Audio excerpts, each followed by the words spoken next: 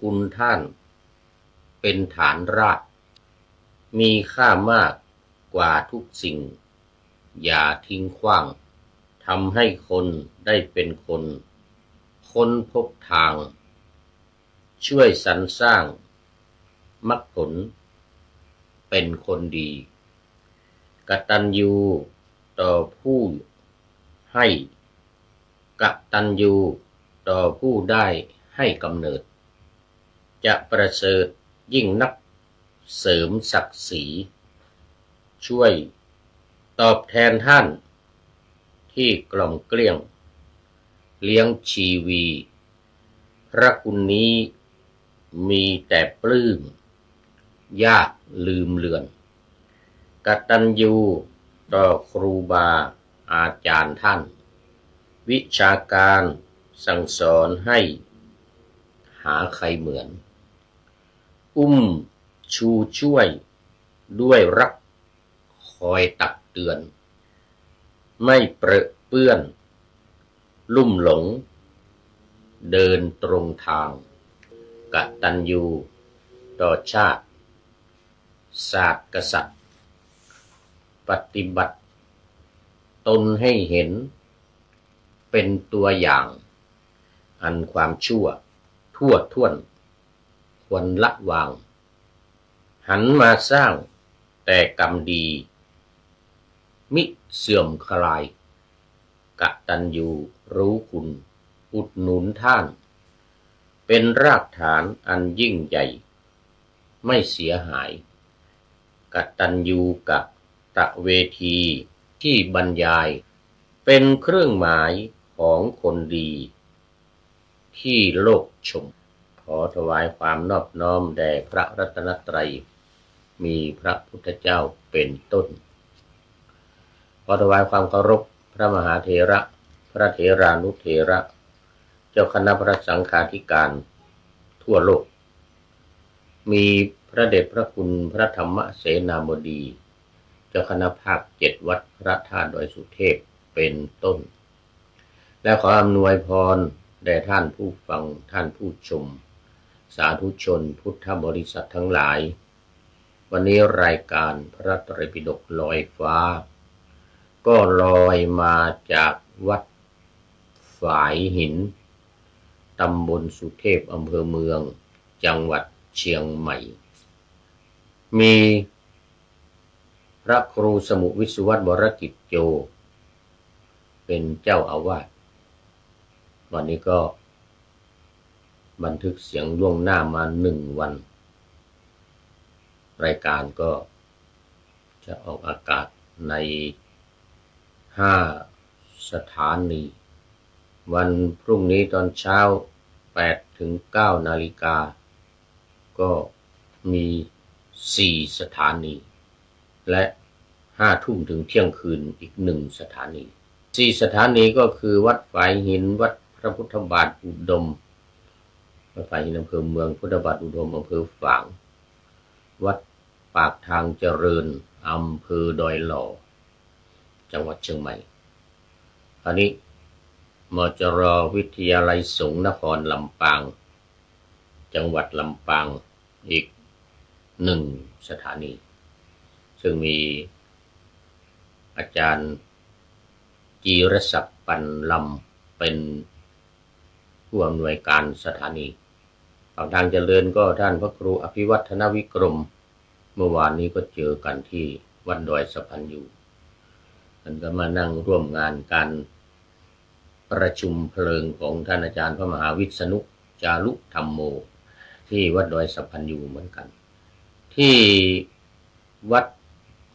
พระพุทธบาทอุดมก็มีท่านพระครูสุจิตตานุรักษ์หลวงพ่อเจ้าคณะอำเภอฝางเจ้าวาดวัดพระพุทธบาทอุดมเป็นผู้อำนวยการเมื่อวันก่อนก็เจอกันที่วัดดอยสะพันยูมันก็มาสวดพุทธมนต์อนัตตลักขณสูตรส่วนที่วัดพระธาตุดอยสุเทพออกอากาศตอน5 ทุ่มนั่นก็คือพ่อครูวันลบนามวงพรหมเป็นผู้อำนวยการอาจารย์พระมหา ประสิทธิ์ประสาธิโกเป็นหัวหน้าสถานีและอาตมาภาพพระครูปริยัติยานุศาสตร์เป็นผู้บรรยาย5 ทุ่มถึงเที่ยงคืนทุกวันเป็นหัวหน้าสถานีเปิดตั้งเสร็จก็ไปนอนเลยตอน4 ทุ่มนะ4 ทุ่มกว่านี่ก็เอาตั้งไว้รายการ4 ทุ่มถึง5 ทุ่มจบมันก็ออก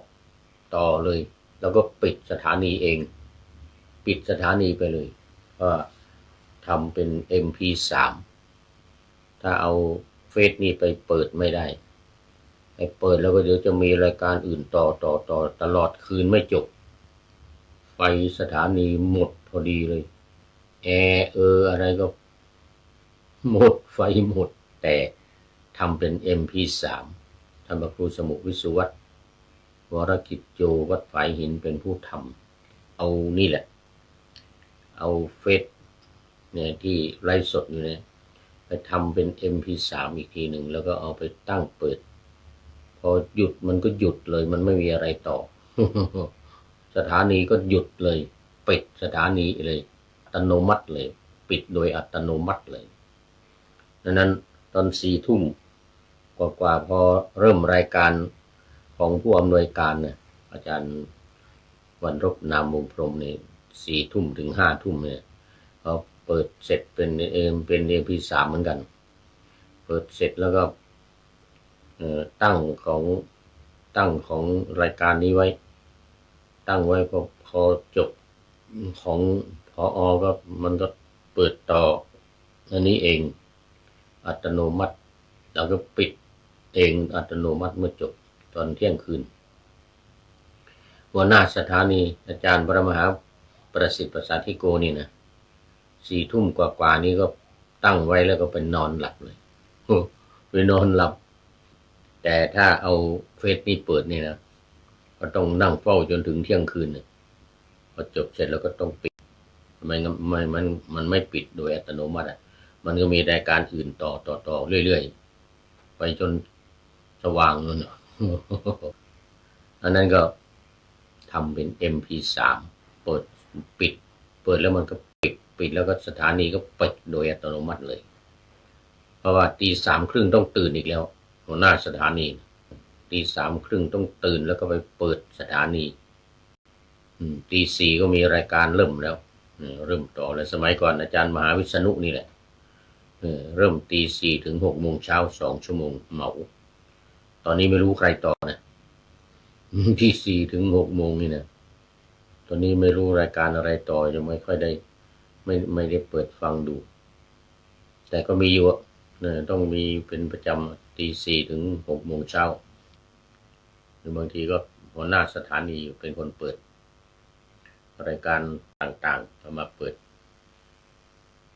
สำหรับตอนนี้ก็มันดึกแล้วน่าจะไม่มี FC ไม่เห็นเข้ามาสักคนหนึ่ง มันดึกความจริงก็ไม่ดึกเท่าไหร่นะ2 ทุ่ม59 นาทีจะ2 ทุ่มแต่ก็อาจจะพักผ่อนกันเอาเป็นว่าเดี๋ยวว่าให้ผีฟังไปก่อน วันพรุ่งนี้เอาไปเปิดให้คนฟังทางสถานีวิทยุ5 แห่งตั้งแต่เช้า8 โมงถึง 9 โมงนี่ก็เปิดให้คนฟังเชียงใหม่ลำพูนลำปางภาคทั่วภาคเหนือนี่ดังไปถึงเวียงจันทร์นู่นนะไม่ใช่ธรรมดานะนี่ดังไปถึงเวียงจันทร์นู่น แล้ววันนี้ก็มาขึ้นวรรคใหม่เป็นวรรคที่14เอตทัคคะวรรคเอกปุคละวรรคที่13จบไปเมื่อวันก่อนเมื่อบุคคลเป็นเอกเลยนะจบไปเมื่อวันก่อนวันนี้มาต่อเอตทัคคะบทที่ว่าด้วยเอตทัคคะคือความเป็นเลิศคำว่าเอตทัคคะเนี่ยนะคือความเป็นเลิศ ในที่นี้หมายถึงเป็นยอดบ้างเป็นผู้ประเสริฐที่สุดบ้างเป็นเป็นเอกเป็นเลิศเราเป็นผู้เลิศอย่างนี้เหมือนพระพุทธเจ้าตรัสวันประสูติเดิน7ประทับเดิน7 ก้าวก็ยกมือขึ้นมือขวาชี้ขึ้นไปบนฟ้าอย่างนี้มือซ้ายนี่ชี้ลงแผ่นดินอย่างนี้นี่ยืนอย่างนี้เลยนะมือขวาชี้ขึ้นบนฟ้ามือซ้ายชี้ลงแผ่นดินอโคอัสมิโลกัสสะเนี่ยนะเราเป็นผู้เลิศในโลกอโคอัสมิโลกัสสะเชษโถ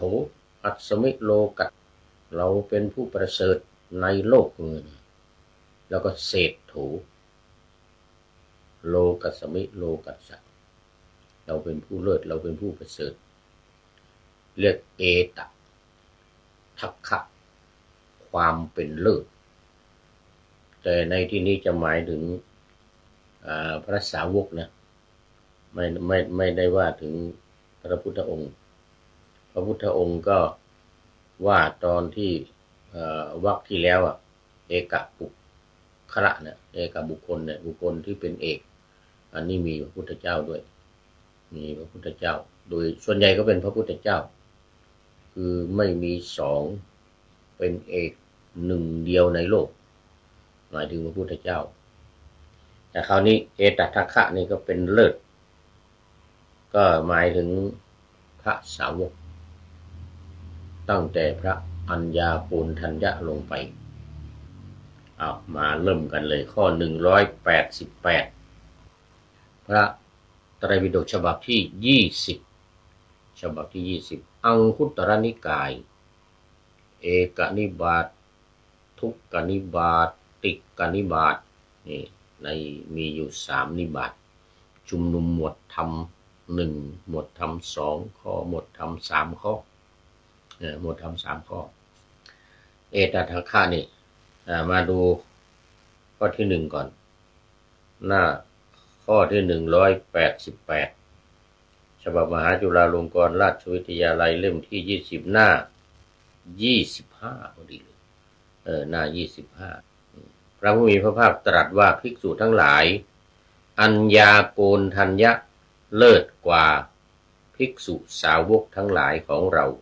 ผู้เป็นรัตตัญญูรัตตัญญูแปลว่ารู้ราตรีนานรู้ราตรีนานยังไงก็คืออยู่นานหลายราตรีนานกว่าใครๆทั้งหมดเป็นรูปแรกแล้วก็ปรินิพพานทีหลังเพื่อนอีกอัญญาโกณฑัญญะนี่อายุ160มีคนอายุ160นี่ไม่กี่องค์นะในพุทธศาสนาเนี่ยมีพระมหากัสสปะอีกรูปหนึ่ง160โอ้ตอนนี้ขอต้อนรับคุณโยมชัยสุนทรคุณโยมชัยสุนทรนี่นะจากประเทศลาวสาธารณรัฐประชาธิปไตยประชาชนลาวแล้วก็ตามมาด้วยคุณโยมอาจารย์วงเจริญวงวานสาธุสาธุสาธุนานแล้วหลายวันไม่ได้เข้ามาอันนี้ FC เก่าแก่FC ตัวจริงเหมือนกัน FC เก่าแก่นี่เกษียณแล้วตอนนี้ทำงานอยู่สมัยนั้นเขาเรียกว่ากรมการศาสนากระทรวงวัฒนธรรมสมัยนั้นยังไม่มีสำนักพุทธนะกรมการศาสนานี่นะอยู่สำนักวัฒนธรรมอยู่สำนักพุทธนี่ยังไม่มีแล้วก็ตามมาด้วยคุณโยมคณิตประสานสุขสาธุสาธุ FC ตัวจริงอีกเหมือนกัน FC เก่าแก่คุณโยมคณิตประสานสุขนี่มาหลายครั้งแล้ววันนี้นึกว่าจะพูดให้ผีฟังนะ อืม ดีใจดีใจยังมีFC เข้ามาเป็นเพื่อนเข้ามาเป็นเพื่อนไม่ต้องอยู่นานก็ได้ไปหลับไปนอนเอาชื่อไว้อยู่นี่เป็นเพื่อน เอาชื่อเป็นเพื่อนอยู่นี่แล้วก็ไปนอนอาจารย์เจริญอาจารย์วงเจริญไปนอนได้นึกใครอีกยมชัยแต่ยมชัยตอนนี้มาทำงานอยู่ที่จังหวัดกำแพงเพชรอยู่เป็นชาวไร่อ้อยแต่ไม่ใช่นักมวยนะนักมวยค่ายชาวไร่อ้อยนี่เขาดังอยู่เหมือนกันแต่ไม่ใช่นักมวยไม่ใช่นักมวยเพราะอะไรนี่รัตตัญญูนี่เป็นตำแหน่งเอตทัคคะที่พระอัญญาโกณทัญญะได้รับยกย่องจากพระพุทธเจ้าหมายความว่ารู้ราตรีนานคือบวชนานรู้แจ้งธรรมและเป็นพระขีณาสพก่อนพระสาวกทั้งหลายก่อนพระสาวกทั้งหลายทั้งปวงอายุมากกว่าพระพุทธเจ้าตอนที่พระพุทธเจ้าประสูติเนี่ยโกณทัญญะนี่ก็เป็นพราหมณ์หนุ่มๆอายุประมาณ20กว่าไม่ถึง30เข้าไปทำนายทายทักพระพุทธเจ้าเราเนี่ยว่าจะต้องเป็นศาสดาเอกจะต้องออกบวชอย่างแน่นอนยกมือนิ้วเดียวคนอื่นๆอีก7คนพราหมณ์7คนยก2นิ้วถ้าอยู่ก็จะเป็นพระเจ้าจักรพรรดิถ้าออกบวชก็จะเป็นศาสดาเอกในโลกยก2นิ้วแต่โกณทัญญานี่ยกนิ้วเดียวบวชอย่างเดียวเป็นศาสดาเอกอย่างเดียวไม่พูดถึงที่ว่าจะเป็นจักรพรรดิแพทย์นะไม่เป็นบวชอย่างเดียวแน่นอนบอกพระเจ้าสุโธทนะบวชแน่นอนบวชอย่างเดียวเลยพระเจ้าสุโธทนะก็เลยตกใจทีนี้ตกพระทัยขังเลยทีเนี้ยไม่ให้ออกไปข้างนอกคนที่อยู่ด้วยก็ไม่ให้มีผมงอกเอาคนหนุ่มๆทั้งนั้นครูวิศวะ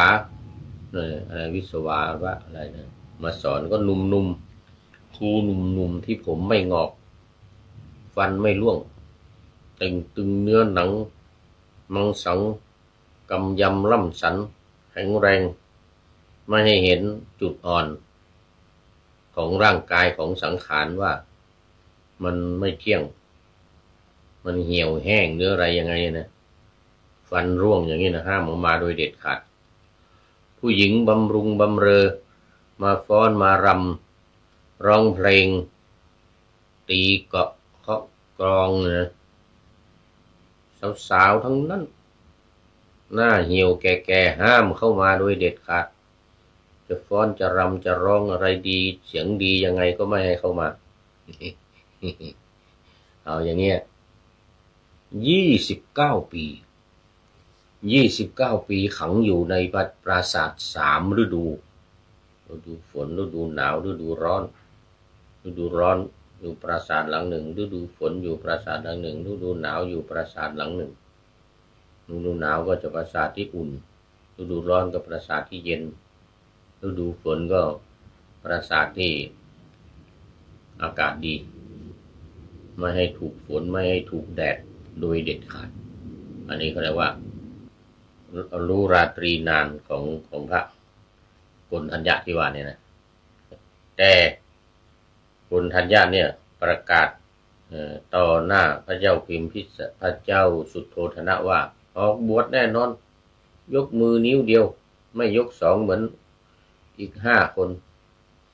ไม่ยก2นิ้วนั้นพระเจ้าสุโธทนะจึงกลัวว่าจะออกบวชไม่ให้ออกให้เสวยความสุขกามสุขแต่พระพุทธองค์ก็เสด็จออกจนได้ดังนั้นเป็นไปตามโกณทัญญะตอนเป็นพราหมณ์หนุ่มๆพอพระพุทธเจ้าเสด็จออกผนวด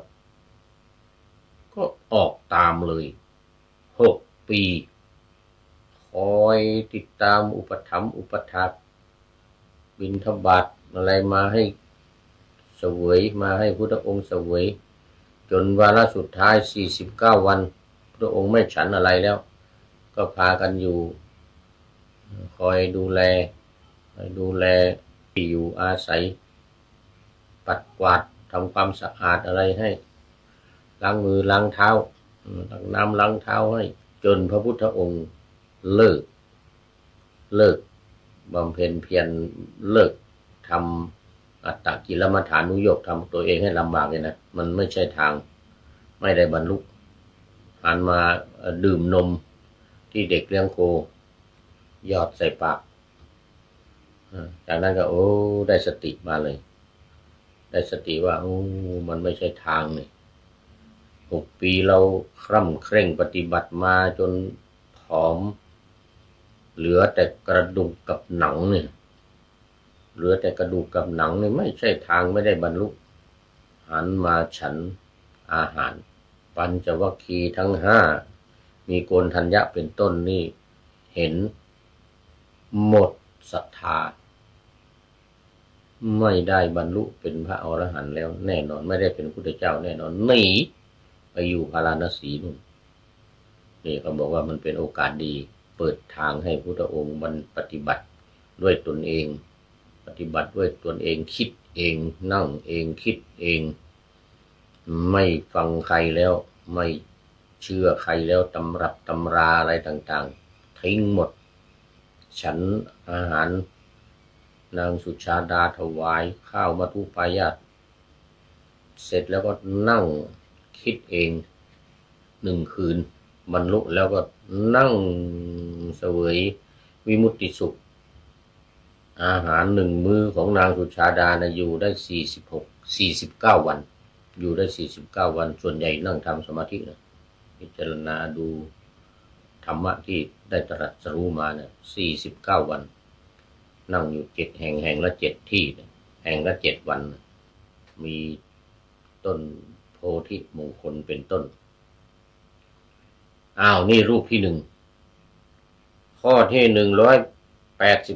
189พระสารีบุตรเลิศกว่าภิกษุสาวกทั้งหลายของเราผู้มีปัญญามากนี่เราเป็นที่รู้กันดีว่าพระสารีบุตรมีปัญญามากเป็นผู้ที่มีปัญญามาก3ข้อ190เลยทีนี้ข้อ190พระมหาโมคคัลลานะเลิศกว่าภิกษุสาวกทั้งหลายของเราผู้มีฤทธิ์มากมีฤทธิ์มากและ4ต่อไปเรื่อยๆเลย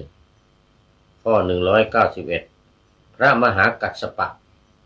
สาวกเลิศกว่าสาวกของเราผู้ทรงธุดงค์และสรรเสริญคุณแห่งธุดงค์อันนี้เป็นรูปที่4รูปที่1สารีบุตร2โมคคัลลา3กัสสปะ4เดี๋ยวรูปที่3เลยรูปที่3กัสสปะพระมหากัสสปะที่ว่าอายุ160เนี่ยนะอายุ160โกณฑัญญะก็160เหมือนกัน160หรือ120นี่แหละ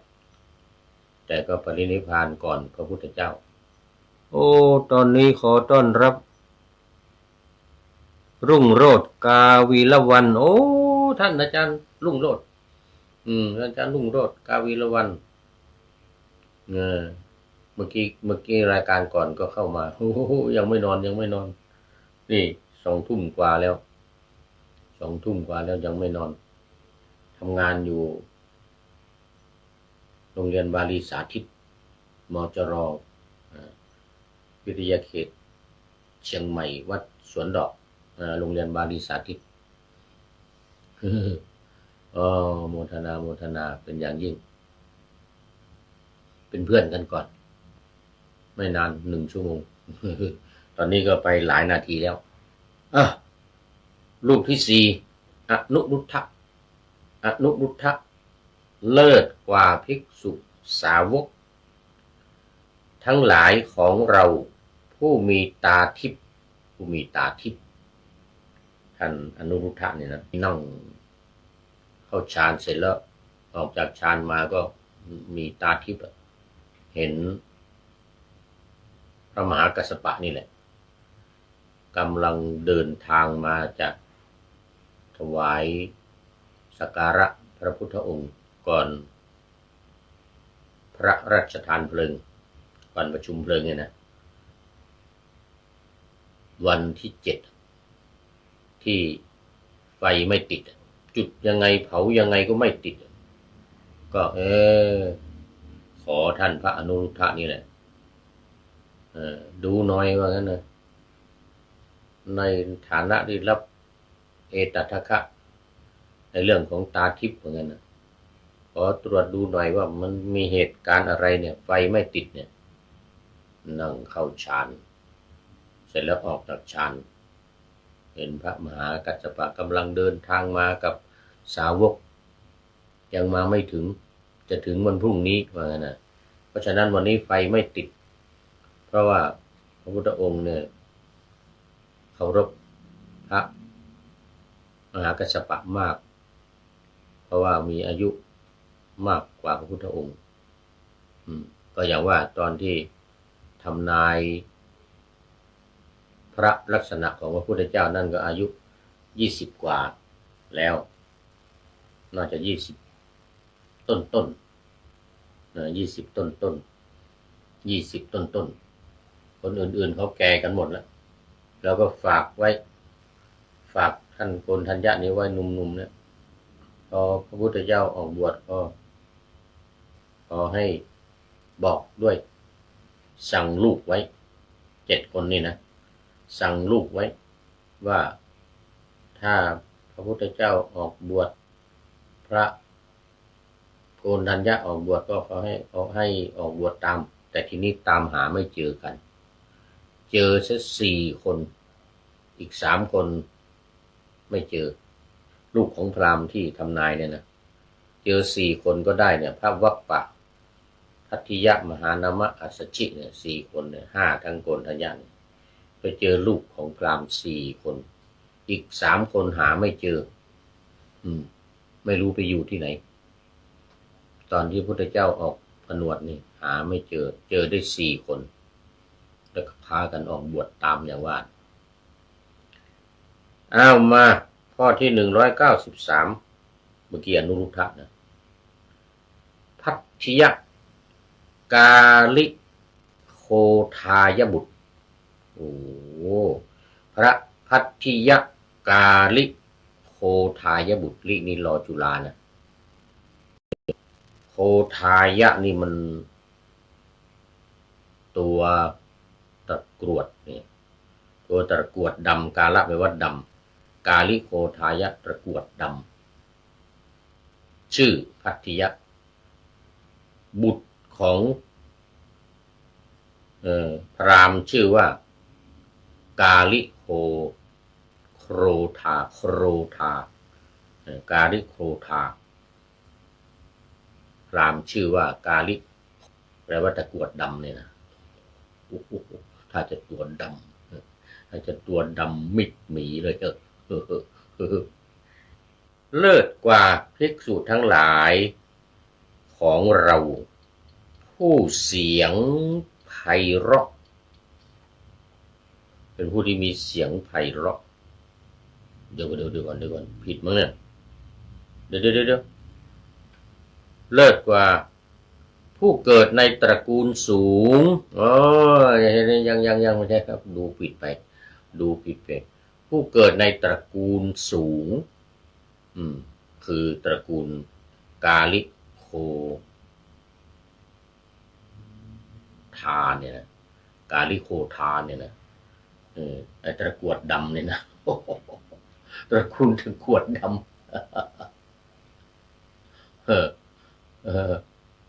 เป็นตระกูลสูงกว่าสาวกทุกคนในโลกเนี่ยในที่เป็นสาวกของพระพุทธเจ้าเนี่ยนะตระกูลสูงกว่า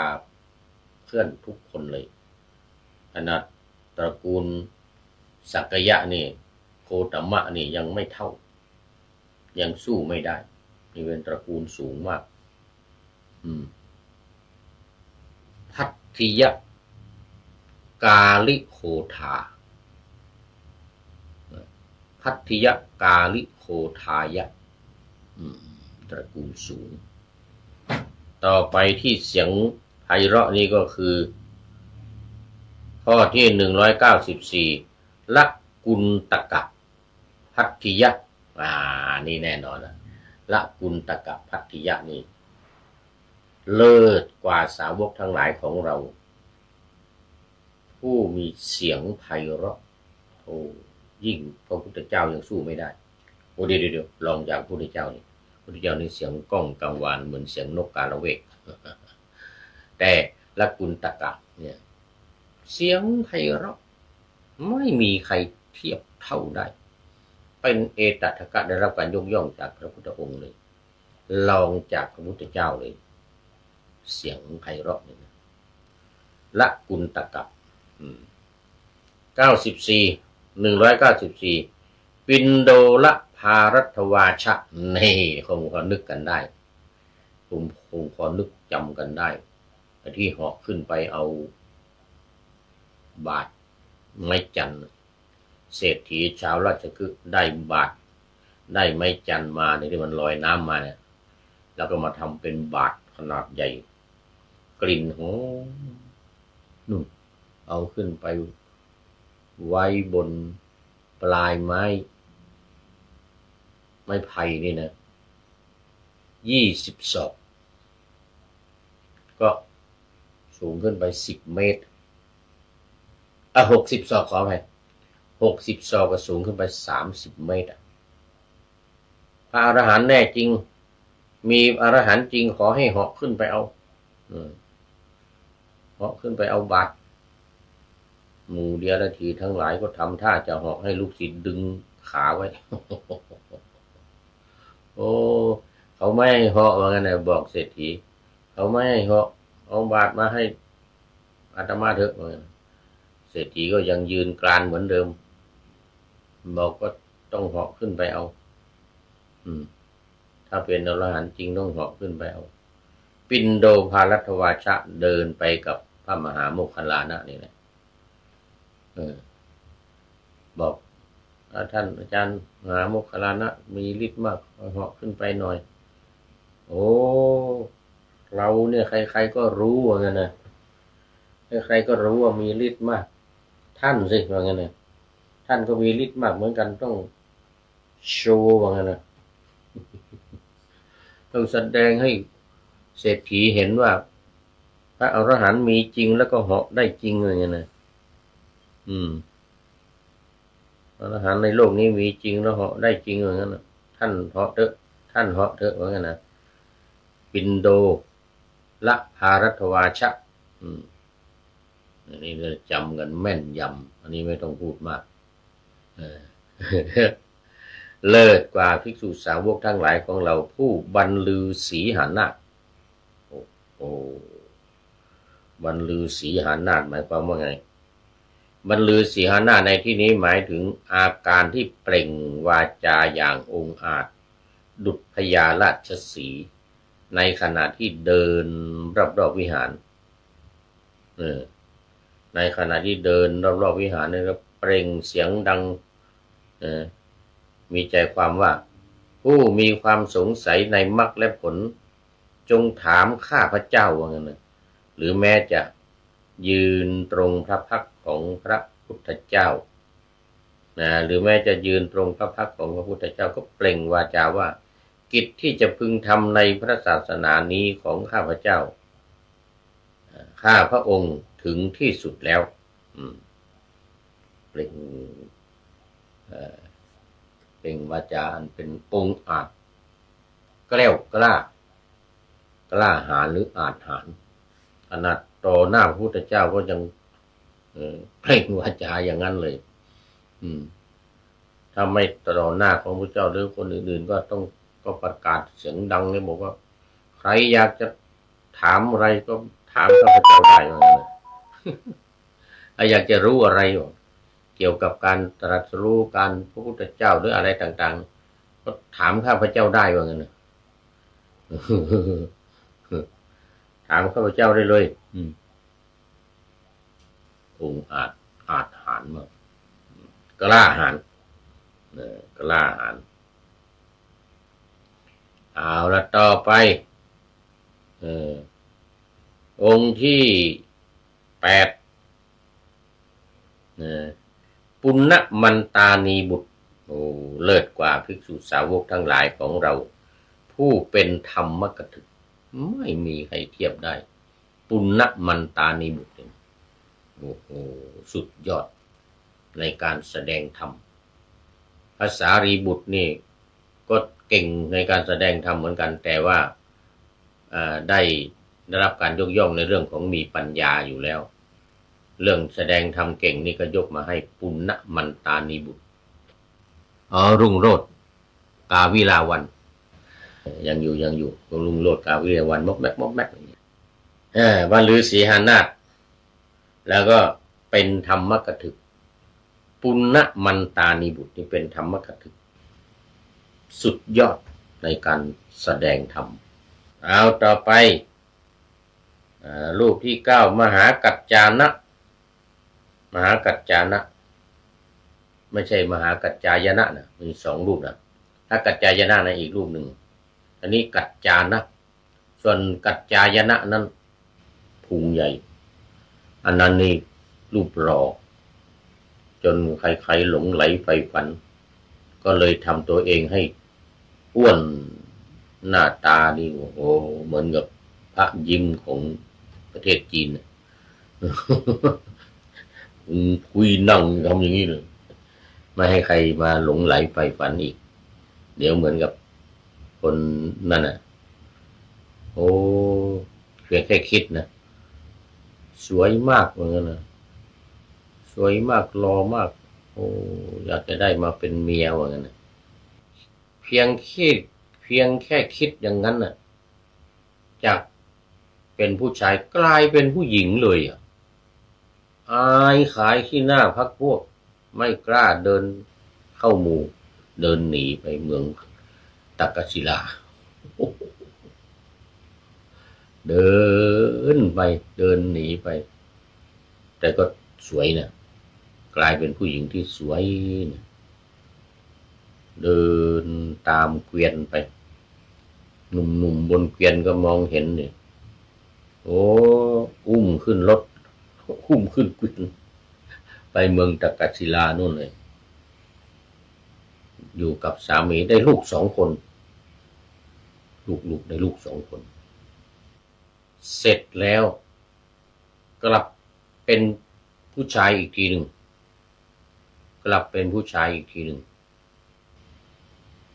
เพราะอำนาจได้ไป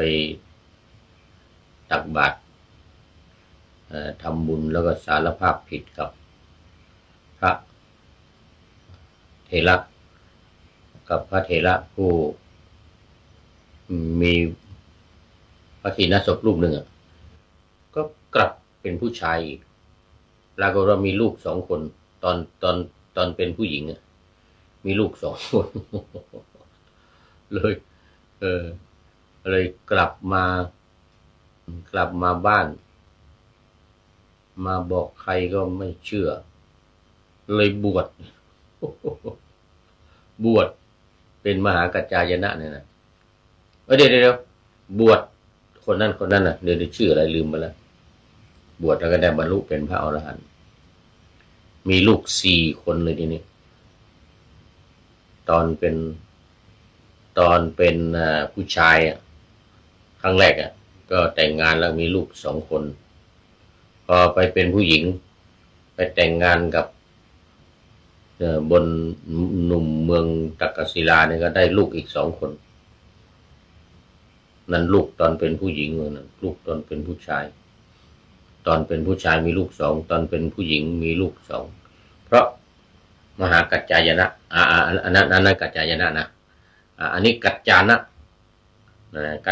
นี่เลิศกว่าภิกษุทั้งหลายของเรา ผู้อธิบายความหมายแห่งธรรมที่กล่าวไว้โดยย่อให้พิสดารโอ้ได้รับการยกย่องเลยเหมือนกับภาษาลีบุตรเลยอธิบายความย่อให้พิสดารได้แต่ยิ่งกว่าสารีบุตรคือทุกคนอ่ะยิ่งกว่าทุกคนอ่ะไม่ใช่เฉพาะสารีบุตรนะไม่ใช่เฉพาะสารีบุตรพระมหากัจจานะต่อไปบางแห่งใช้กัจจายนะมีเป็นบางแห่งใช้กัจจายนะอันนี้หมายถึงบางแห่งมหากัจจานะเนี่ยนะบางแห่งใช้ว่ากัจจายนะแต่ที่แน่นอนก็คือว่าเป็นคนละคนกันกัจจายนะองค์ที่ว่าอ้วนทำตัวเองให้อ้วนต่อไป198จุลปันถกอันนี้ก็คงทราบกันดีจุลปันถกเนี่ยเคยเล่าบ่อยตอนนี้ขอต้อนรับพระสมุโอรานอาจารย์สมุโอรานอำเภอแม่อายอำเภอแม่ท่านรุ่งโรจน์กาวิลาวันนี่อยู่อำเภอแม่อายอยู่กับท่านจำได้แล้ว จำได้แล้ว อยู่ที่แม่อายอยู่ที่วัดท่านพระครูสมุโอรานนี่เป็นนักเทศน์นะเนี่ยได้รับการยกย่องจากประชาชนเป็นนักเทศน์ชื่อดังแล้วก็แหล่นี่แหล่ได้ด้วยเวลาไปเทศที่ไหนนี่ต้องมีดนตรีมีวงปีพาดไอ้ของวงอ่ะหนงเนี่ยแล้วก็เป่าแตรไปด้วยแต่แหล่ไปด้วยแหล่เข้าดนตรีนี่ชื่อเสียงโด่งดังมากเป็นนักเทศนักแหล่อาจารย์โอรานพระครูสมุโอรานนี่วันหนึ่งมาเทศแหล่ที่นี่ที่อำเภอเมืองตอนนั้นจำได้ที่วัดในวังวัดวังสิงห์คำนานมาแล้วตอนนี้ขอต้อนรับเดี๋ยวก่อนท่านสมุโอรานบอกว่ากราบอาจารย์ครับเมื่อนะกราบอาจารย์ครับเมื่อนะสมุโอรานสาธุครับผมตอนนี้ขอต้อนรับเนนน้อยสังเหลือน่าจะเป็นท่านสุดท้ายแล้วมึงเนี่ยใกล้จะหมดเวลาแล้วเนนน้อยสังเหลือเข้ามาที่หลังเพื่อนเข้าสู่เส้นชัยของรายการนะมึงเนี่ยใกล้จะหมดเวลาแล้วนี่เป็นท่านสุดท้ายจริงๆตอนนี้สาวกถึงจุลปันถกนะจุลปันถกที่จะไปโดดน้ำหาตายพี่ชายให้สอนให้เรียนอะไรก็ไม่จำได้คาถาเดียวแล้วก็ความหมายก็ไม่รู้อีกอย่างนี้ไปจกขี้ตายให้บ้านเนี่ยมหาปันถกบอกไปจกขี้ตายให้บ้านเนี่ยตื่นเช้ามาก็หอบผ้าจะไปโดดหน้าผาพระพุทธเจ้าตรวจดูสัตว์โลกเห็นจุลปันถกกำลังเดินไปย่องจะไปโดดหน้าผาพระพุทธองค์รีบเสด็จเหาะไปเลยเหาะไปจากเชตวันนะวัดเชตวันนะตอนเช้าตรู่ไปยืนข้างหน้าเลยไปประทับยืนอยู่ข้างหน้าจุดจะไปไหนวะจุลปันถกเห็นพระพุทธเจ้าผมจะไปโดดหน้าผาตายเลยโดดทำไมก็พี่ชายไล่ให้ไปตายว่างั้นนะจุลปันถกเนี่ยนะเสร็จแล้วก็พระพุทธเจ้าเอาผ้าให้ผืนหนึ่งให้เป็นนั่งบริกรรมให้ถือผ้านี้บริกรรมละโชหละนังละชังหรตินะบริกรรมไปมาดูผ้า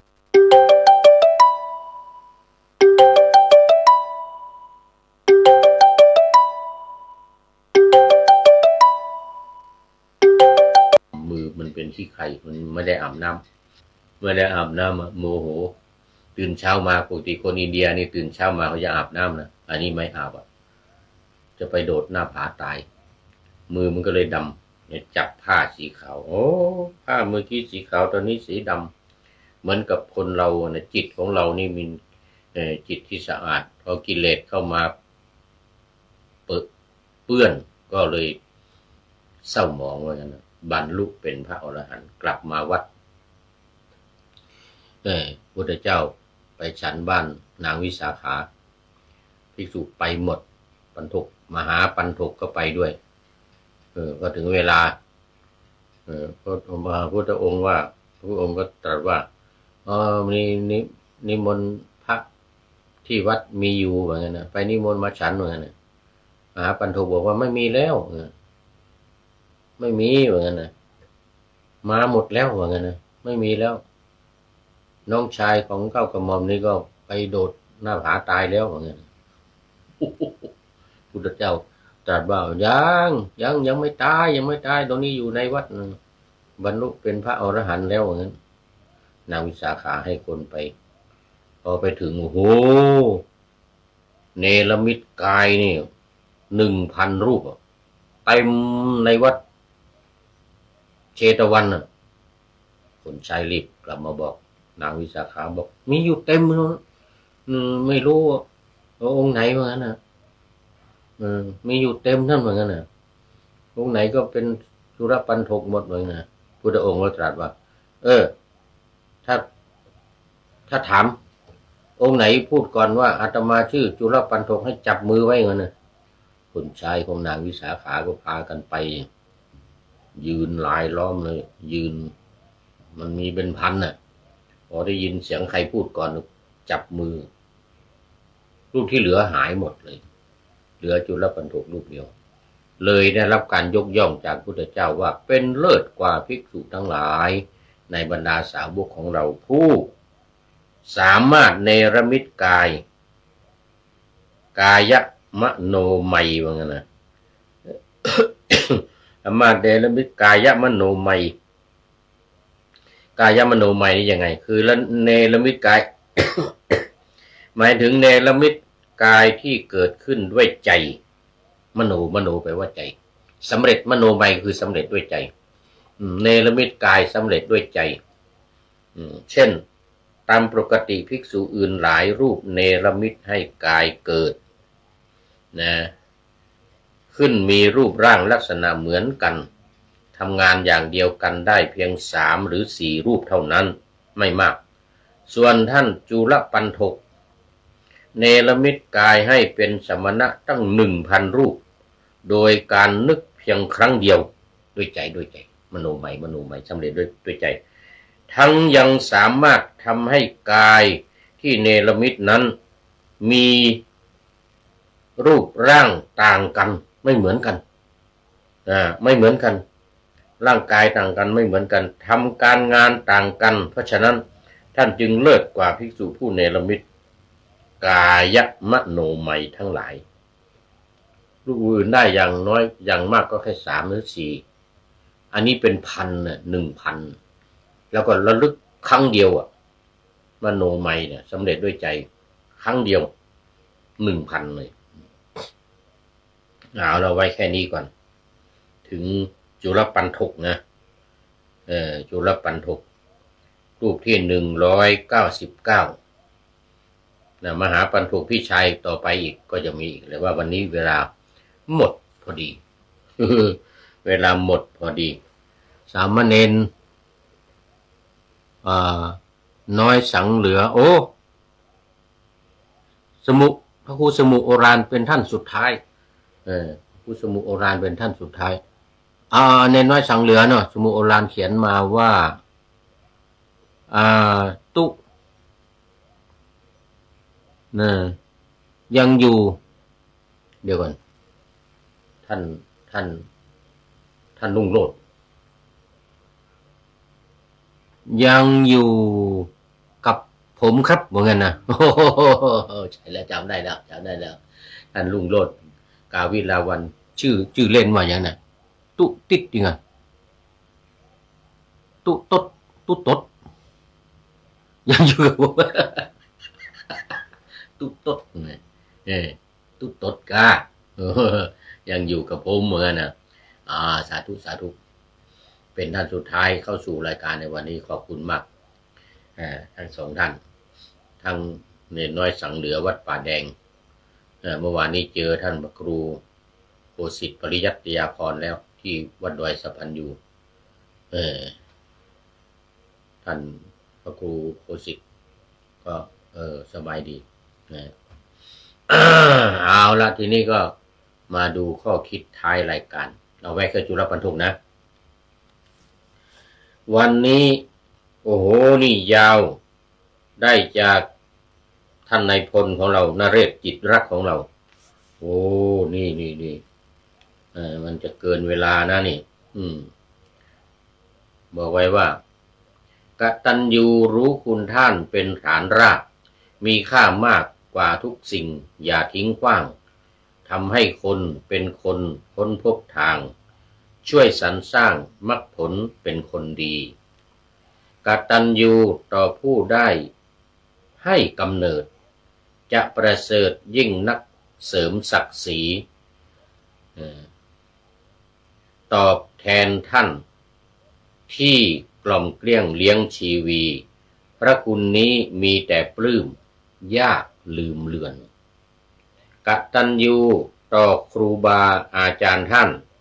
วิชาการสั่งสอนให้หาใครเหมือนอุ้มชูช่วยด้วยรักคอยตักเตือนไม่เปรอะเปื้อนลุ่มหลงเดินหลงทางเดินตรงทาง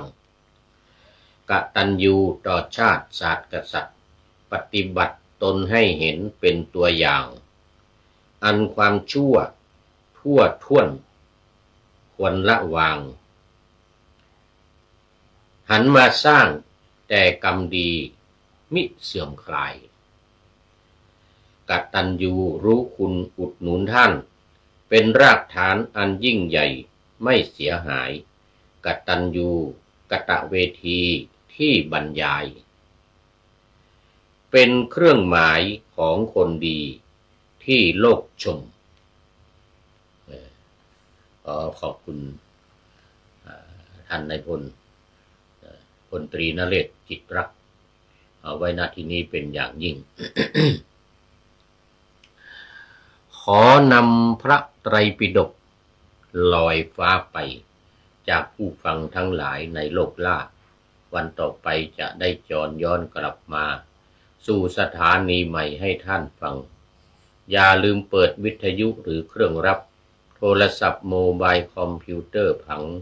YouTube เฟซเพจไลน์ให้ดังเพื่อชมฟังรายการวันต่อไปขอทุกท่านมีความสุขทุกคืนวันนำธรรมะประกอบการงานทั้งหลายเช่นขยันทำงานทางวาจากายใจขวนขวายกิจการงานนานาบำเพ็ญสาธารณประโยชน์เว้นสิ่งที่มีโทษโหดเยี่ยงสาประกอบแต่กรรมดีมีราคาแสวงหาเงินทองครองใจคนเสียสละพละทรัพย์นับมากน้อยไม่ให้ล้านก็ให้ร้อยไม่ด้อยผลเอื้อคนรวยช่วยคนยากฝากคนจนให้ทุกคนเท่ากันมาตรฐานเดียวขอเจริญพร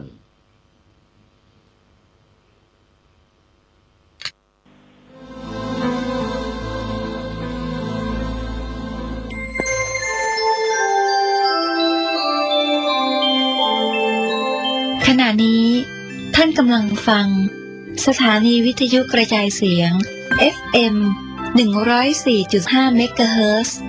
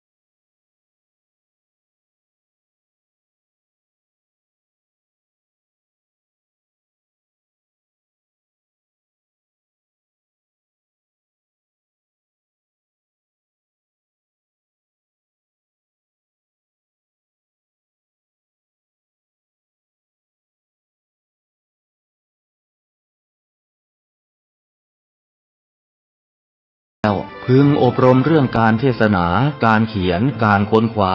ซึ่งอาจจะเป็นเรื่องเฉพาะตัวแต่ก็สามารถฝึกขึ้นมาได้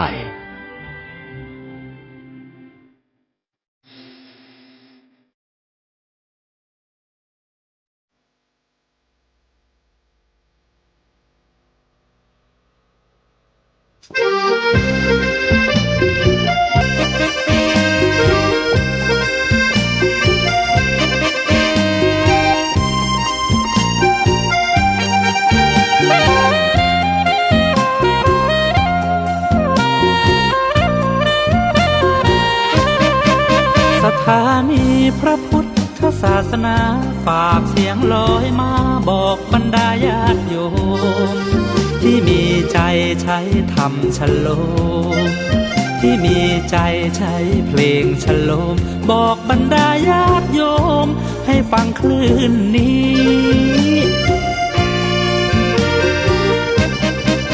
สถานีตั้งไม่ไกลไม่ไกลตั้งอยู่ทั่วเมืองไทยชวนคนไปทำดีเชิญฟังกันทั้งวันดีเจสร้างสรรค์พากันสุขีใครอยากฟังธรรมเชิญทางนี้ใครอยากฟังธรรมเชิญทางนี้หรืออยากฟังเพลงดีๆเปิดคืนนี้นะคุณสถานีพระพุทธศาสนาฝากเพลงลอยมาย้ำชาวพุทธสร้างบุญธรรมะจะติดตามตัวคุณธรรมะจะชี้นำใจคุณพิสุสงฆ์ท่านหนุนไว้ให้คุณมาสานสถานีที่ล้ำค่าชี้นำธรรมะเพิ่มปัญญาแตกฉานสอบถามธรรมะข้อใด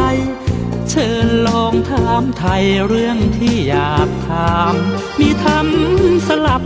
กับเพลงเพราะมีธรรมสลับกับเพลงเพราะและดีเจชอละไว้เป็นเพื่อนคุณ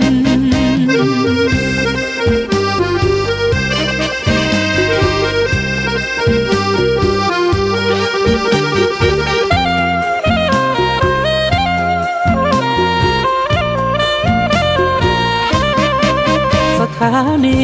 ที่ล้ำค่าชี้นำธรรมมาเพิ่มปัญญาแตกฉานสอบถามธรรมะข้อใดเชิญลองถามไทยเรื่องที่อยากถามมีธรรมสลับกับเพลงเพราะมีธรรมสลับกับเพลงเพราะและดีเจชอละไว้เป็นเพื่อนคุณ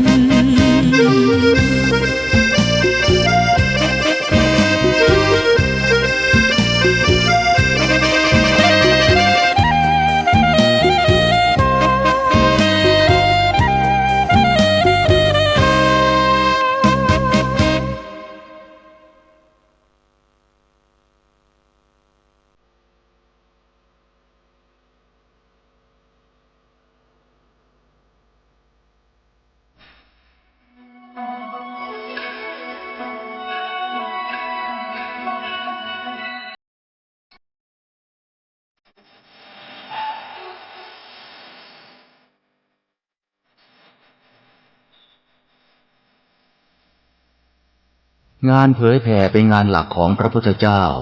งานเผยแผ่เป็นงานเสียสละงานเผยแผ่คืองานทำความเข้าใจกับคน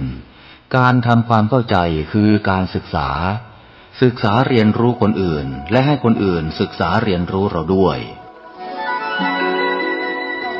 พระสงฆ์อยู่ได้เพราะศรัทธาจากศาสนิกและศาสนิกอยู่ได้เพราะปัญญาจากพระสงฆ์หน้าที่หลักของพระสงฆ์คือการทำงานเผยแผ่ชี้ทางสวรรค์คือทำให้คนที่ยังไม่เข้าใจมีความเข้าใจถูกต้องแม้ในสิ่งเล็กน้อยก็ตาม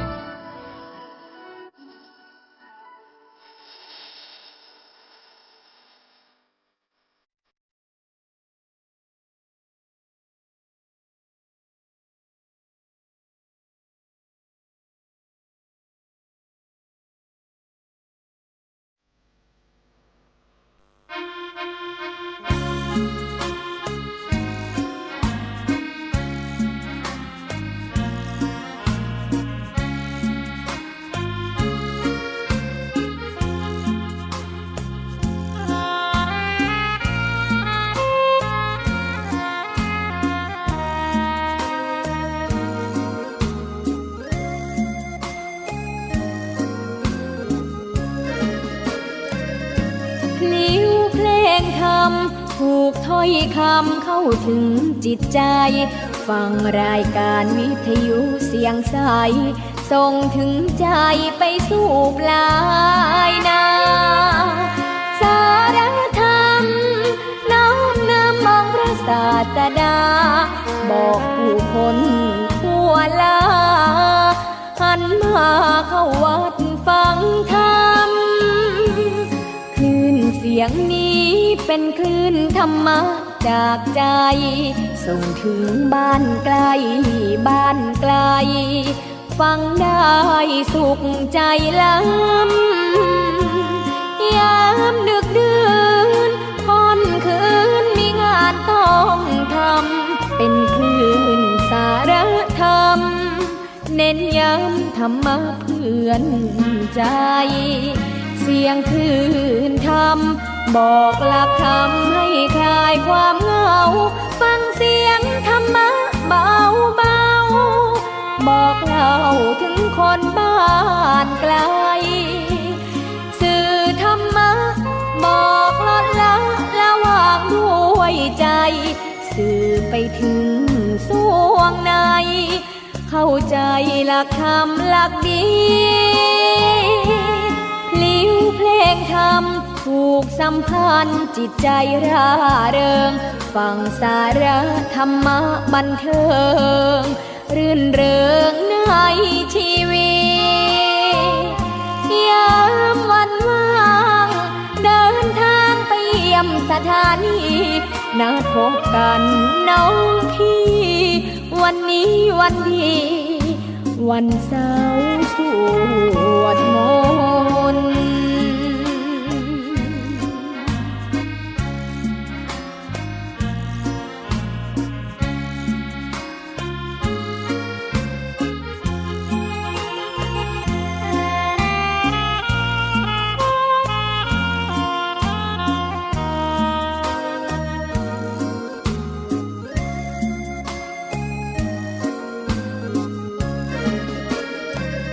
เสียงคลื่